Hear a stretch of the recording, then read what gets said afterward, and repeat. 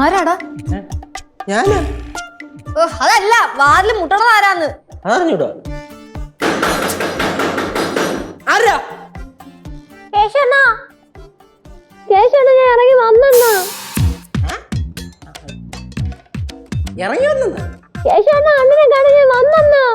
ഓഹോ, അപ്പൊ നീ ട്രിവാൻഡ്രത്തുനിന്ന് ഓറ സെറ്റ് ആക്കിയല്ലേ? എന്താ ചേച്ചി പറയണത്? ആരാ? അണ്ണാ, അണ്ണനെ മനസ്സിലായില്ലേ? ഞാൻ അണ്ണനെ രേവതി. രേവതിയാ? ഓ അണ്ണാ. ആരല്ലയാ? അണ്ണം വിളിച്ചിട്ട് തന്നെ അല്ലേ വന്നത്? അണ്ണം തന്നെ അങ്ങ് ഡീൽ ചെയ്യും. സത്യം പറ, ആരത്? പൊന്നേച്ചി സത്യമായിട്ട് എനിക്ക് അറിഞ്ഞൂടായിരുന്നു. അണ്ണാ, അണ്ണനെ അറിഞ്ഞൂടാ.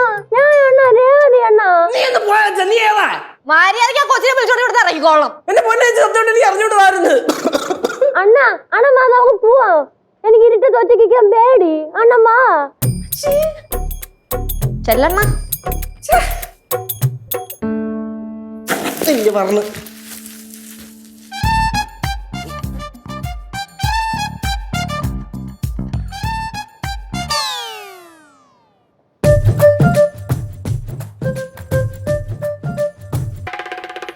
അതെ. എന്തിനാ? ഈ രേവതിയാണോ അതോ രേഷ്മയാണോ? അണ്ണാ, അണ്ണന്റെ രേവതി അണ്ണാ. അതല്ല, ഫ്രണ്ടിന്റെ ഫ്രണ്ട്. അണ്ണ തുറ അണ്ണാ. തുറക്ക.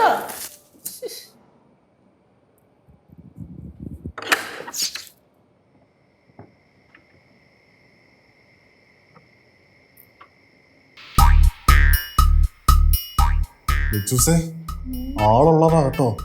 രേവതി.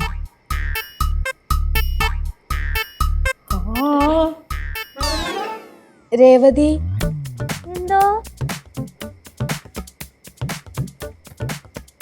കേശവണ്ണ, കേശവണ്ണ മനസ്സിലായില്ലേ? കേശവണ്ണ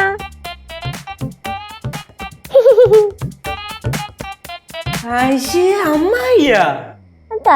അമ്മായി. വെറുതെ ആഗ്രഹിച്ചല്ലേ മോനെ? ഞാൻ അല്ല, അമ്മ എന്താ ഈ പാതിരാത്രിക്ക്? ആകാശത്തിന്റെ കീഴിൽ ഈ രാത്രിയും പകലെല്ലാം ഒരുപോലെയാണ്. എന്നാ പിന്നെ അമ്മായി പുറത്തു കിടന്നു. അങ്ങനെ തുറടാ. അല്ല, ഇതിപ്പോ എവിടെന്നാ വരണേ? തൃശ്ശൂർ ചെന്ന് വണ്ടി എടുത്ത് നേരെ പാലക്കാട്, പാലക്കാട് നേരെ പൊള്ളാച്ചി, പൊള്ളാച്ചി നേരെ മധുരൈ, എന്നിട്ട് കറങ്ങി തിരിഞ്ഞ് ദേ ഇവിടെ എത്തി.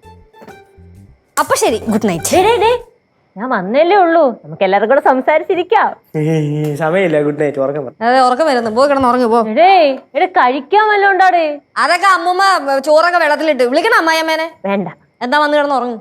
ശരി കേറ്. ഓ, ഞാൻ പൂട്ടാം. പോകോ.